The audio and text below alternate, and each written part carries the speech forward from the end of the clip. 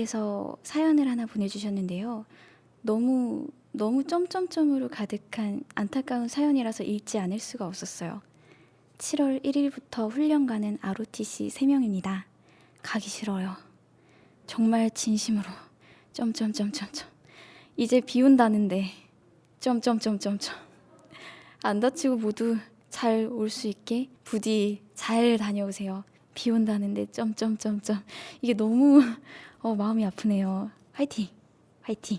몸 다치지 말고 잘 다녀오세요. 이번에는 저번 길이랑은 조금 많이 달랐어요.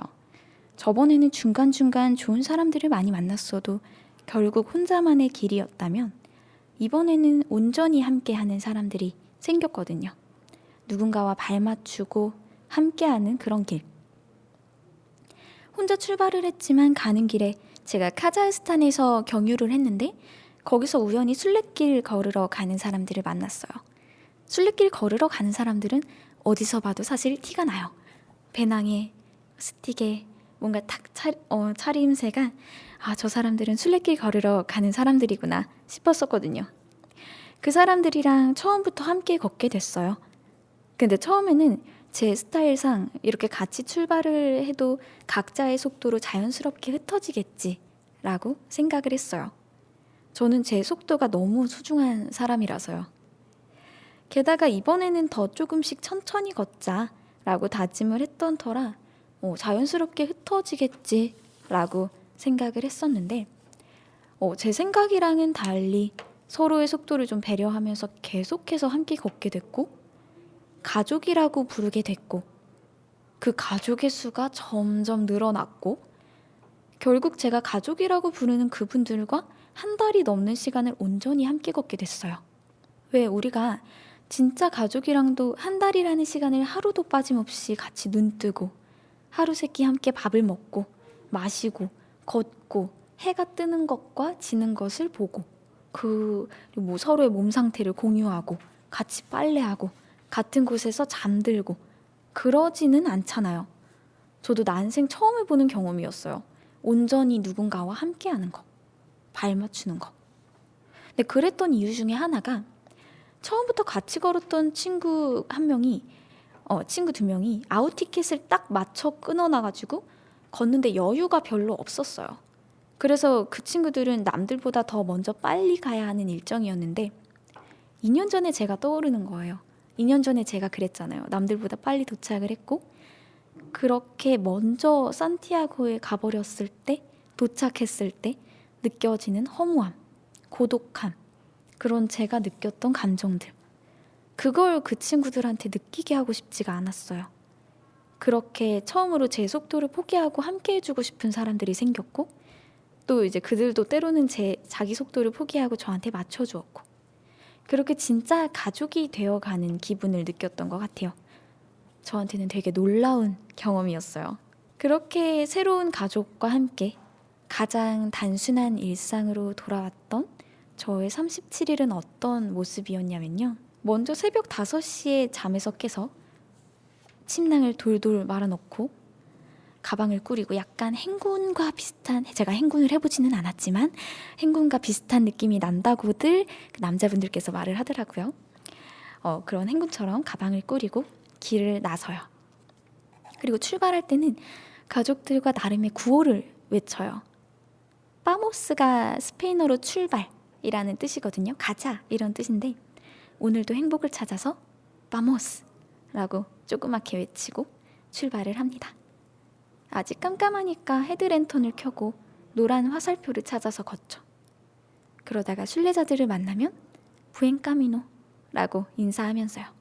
부엔카미노가 좋은 길, 좋은 여행이 되길이라는 뜻이에요.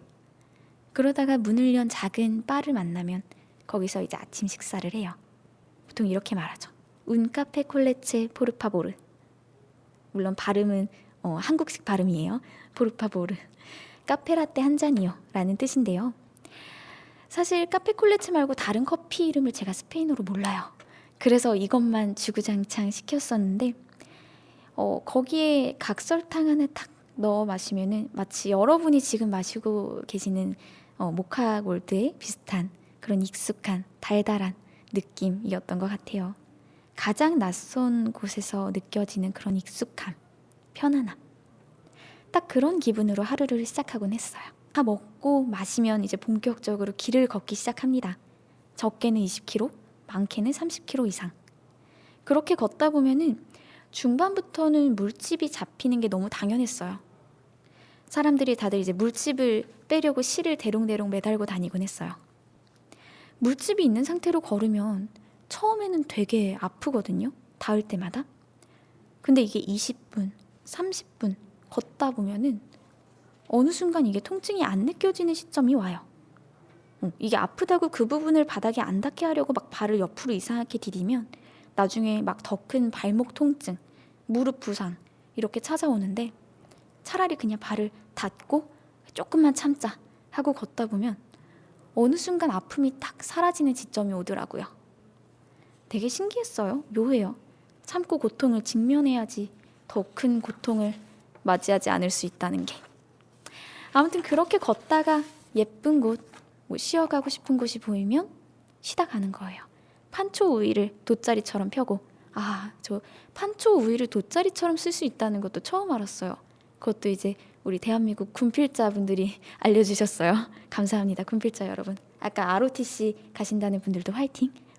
네, 그런 식으로 쉬다 가기도 하고 잠깐 낮잠을 자기도 하고 또 강가에서 물놀이를 하다 가기도 하고 카페에 기타가 있으면 기타 치고 노래 부르기도 하고 노래를 만들기도 하고 노래를 참 이상하게 많이 만들었어요. 제가 작곡이란 걸 처음 해봤는데 참고로 배운 적도 없고요. 그냥 맛있는 게 먹고 싶다. 복숭아가 먹고 싶다 이러면 복숭아 노래 만들까? 복숭아 숭아 이러면서 노래를 만드는 거예요. 말도 안 되게. 그리고 뭔가 먹고 싶어. 너무 배고파. 맛있는 걸 찾을 거야. 예! 막 이러면서 정말 말도 안 되는 노래를 막 만들어서 부르면서 다니곤 했어요. 흥이 오르면 말도 안 되는 막춤도 추고 그러다 보니까 일찍 출발해도 알베르게라는 그 순례자 숙소에 거의 제일 늦게 도착하곤 했어요. 그리고 확실한 거는 길을 정말 온전히 즐겼던 것 같아요. 정말 온전히. 그러다가 오후 6시 반이 되면 행복해지는 시간이라는 알람이 울려요. 행복해지는 시간. 이거는 제가 중반부에 우연히 라면 파는 알베르게를 발견하면서부터 시작된 이야기인데요. 그 길 위에서 신라면을 파는 알베르게를 발견한 거예요. 와, 스페인 시골길에서 신라면이라뇨. 그렇게 행복할 수가 없어요. 정말 그래서 보자마자 한 그릇을 일단 뚝딱 먹고 이따가 몇 시간 있다가 또 먹어야지. 이거 한 끼로 끝낼 수 없다. 이러고 저녁으로 또 먹기로 약속을 했어요. 그래서 씻고 잠깐 1시간 정도 눈을 붙이고 정확히 6시 반에 신라면을 다시 한번 먹기로 했죠. 그래서 6시 반에 제가 알람을 해뒀어요. 행복해지는 시간이라고. 얼마나 행복해요. 실제로 그 알람을 듣고 일어나서 정말 행복하게 라면을 먹었죠. 근데 제가 그거를 월, 화, 수, 목, 금, 토, 일 매일 울리게 해두고 안 끈 거예요. 알람을 매일 설정을 해두고. 그래서 그날부터 6시 반이 되면 행복해지는 시간이라고 딱 뜨면서 알람이 울렸어요. 처음에는 뭐야 이거 안 껐네 하다가 나중에는 행복해지는 시간이다. 여러분 지금 행복해지는 시간이에요. 여러분 모이세요. 행복해지는 시간입니다. 막 이러면서 당연해지고 그 순간에는 늘 행복했어요. 정말로. 사실 행복할 만한 순간이 아니라도 그 알람 때문에 더 행복하다고 느끼게 됐죠. 예를 들면 알베르게에 도착한 순간 행복해. 역시 행복해지는 시간이야. 맛있는 저녁 식사 앞에 있을 때 역시 알람. 정말 행복한 식사다. 아니면 특별히 정말 특별한 게 없어도 그래 행복해지는 시간이다. 이 사람들이랑 함께해서 너무 행복하다. 혹은 오늘 날씨가 좋아서 너무 행복하다. 오늘 저 노란색이 예뻐서 너무 행복하다. 이런 식으로 그렇게 생각을 하게 되더라고요. 그 알람이 울리니까. 그래서 그 알람 덕분에 제 길이 훨씬 더 행복해졌던 것 같아요. 그리고 실제로 한국에 돌아온 지금도 저는 계속 그 알람을 꺼놓지 않고 있어요. 분명히 제가 너무 행복한 이야기만 했는데 900km를 걷는다는 건 정말 힘들어요. 막바지로 갈수록 체력이 바닥이 난 게 정말 여실히 느껴졌거든요. 그리고 제가 길을 처음 걷기 시작한 날 눈보라를 맞았었는데 걷는 동안 겨울을 지나서 봄이 오고 또 막판에는 여름이 왔죠. 그 사이에 매일매일 걸었고요. 특히 스페인의 태양볕 아래서 그늘 하나 없는 길을 몇 시간 동안 걷다 보면 눈앞이 막 어질어질해지곤 했어요. 그리고 실제로 중반부터는 한 20일차쯤 됐을 때부터는 통증 같은 걸로 인해서 중도 포기하시는 분들이 정말 많아요. 그래서 초반에는 보이다가 나중에는 볼 수 없는 분들이 정말 많아지죠. 그래서 제가 늘 했던 표현이 이거였어요. 고통과 행복의 길이다. 정말. 몸은 정말 어느 때보다도 고통스러운데 정신은 가장 행복한 상태.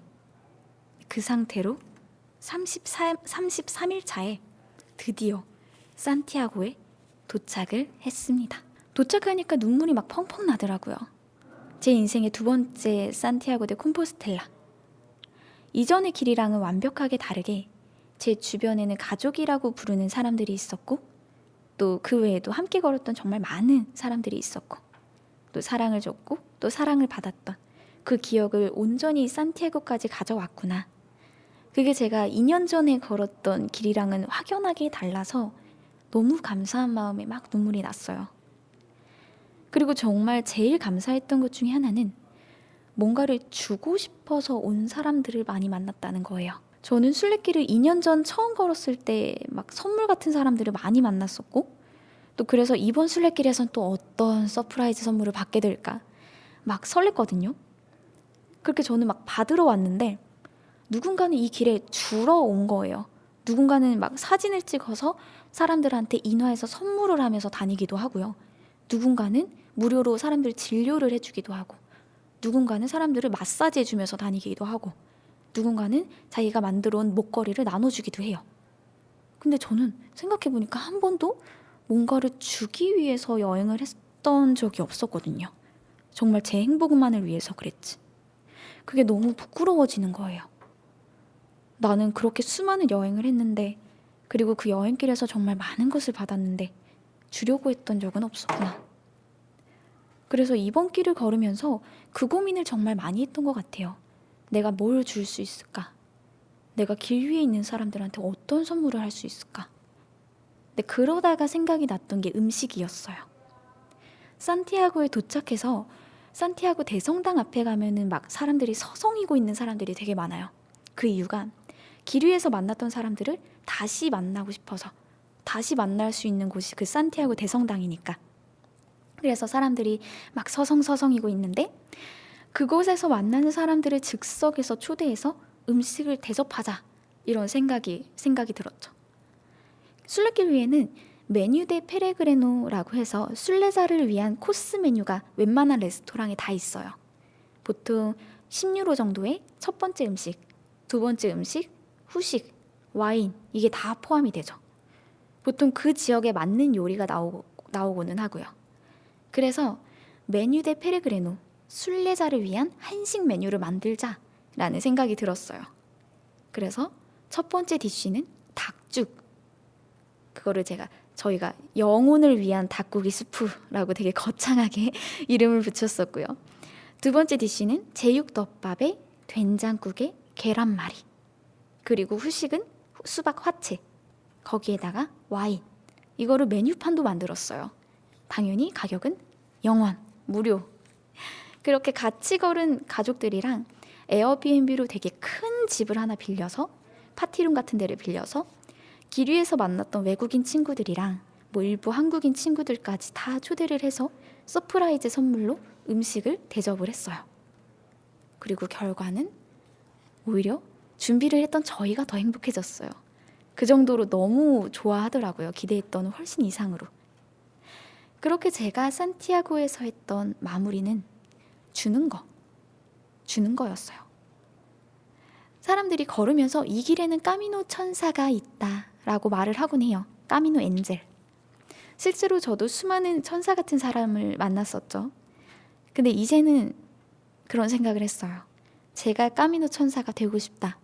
내가 선물을 받고 싶다가 아니라 내가 주고 싶다. 앞으로의 여행길에서 쭉이요.